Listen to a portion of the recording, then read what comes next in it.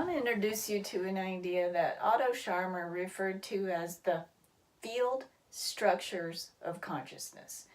And I'm going to explain to you why that's a really valuable thing if you're an empath, intuitive, or a psychic type of person.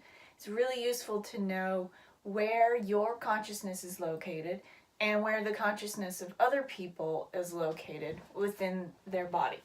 So this circle represents the body, and the average person in their average day has their awareness located firmly in the center of that. Whenever information comes in, it has to filter through their personal experience. Whenever information is going out, it's also having to filter through this personal experience, okay? Now, a person who is suddenly moved emotionally and feels, for instance, a degree of empathy or sympathy, that dot representing consciousness comes to the edge of their self. So, for instance, if I'm just hanging out in this normal state and you tell me a very moving story about how someone in your family is struggling with cancer, my heart goes out to you, we say.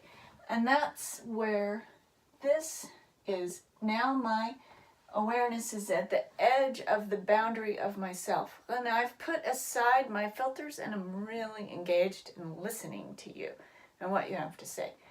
So this is the first state, this is the second state. The third state is actually got some boundaries missing, and my sense of self is now several dots. You see these little blank, I'm going to make them bigger. See these little gaps in the boundaries. Okay, so if I'm naturally an empath and I'm listening to the world, I'm listening to my guides, I'm listening to the people, I'm more open. And my sense of self can kind of float in and out. My consciousness can float in and out of the boundaries of myself. So this is the state that most empaths are in all the time. So it's useful to know this for a couple of reasons. One, if you're trying to reach people here, then you need to be aware that you have to get through the layers of their filters. You're explaining your new theory to them, and they're comparing it inside their heads to what they already know, and they're maybe rejecting what you're saying because it doesn't match with their world experience. If you tug their heartstrings and get them to send their heart out, they're more on the edge of their boundary. This is a place where learning is possible. And this is a place where if you're an empath and you're spending all your time here, this is a place where you can very easily get overloaded and drained. Okay, so this is a useful state of consciousness to be in at certain times. Say, for instance, you're a psychic and you're at a psychic fair and you're meeting people and entertaining the possibility of them being your client and hiring you to do readings. You would want to be, I'll call it hyper-perceptive. You would want to be in this state.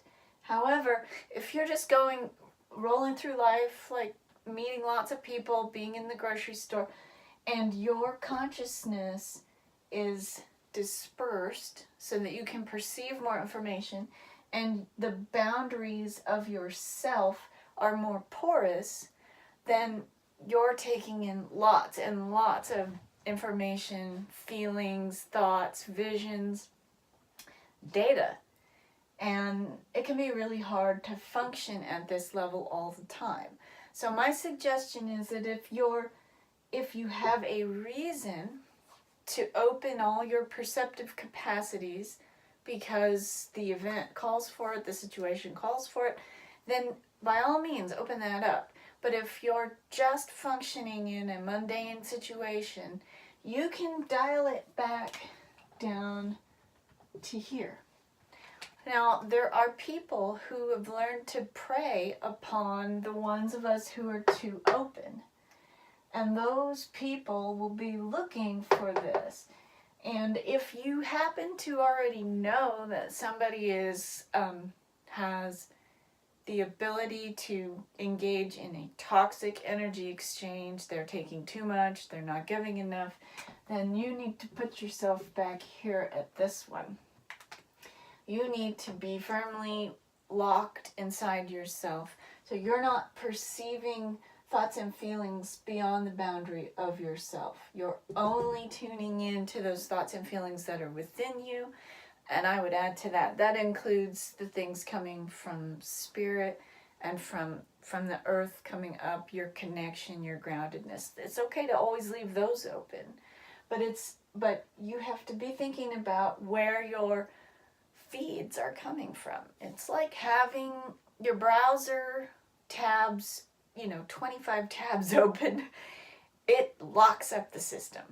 Okay, so think about that. Think about when you're open and when you are in need to sort of shut down some of your perceptive capacities. So I think this is going to help you extend your energy. It's going to help you refine your focus, your psychic abilities, and maintain and preserve your energy. So I hope that helps, especially during the holiday season.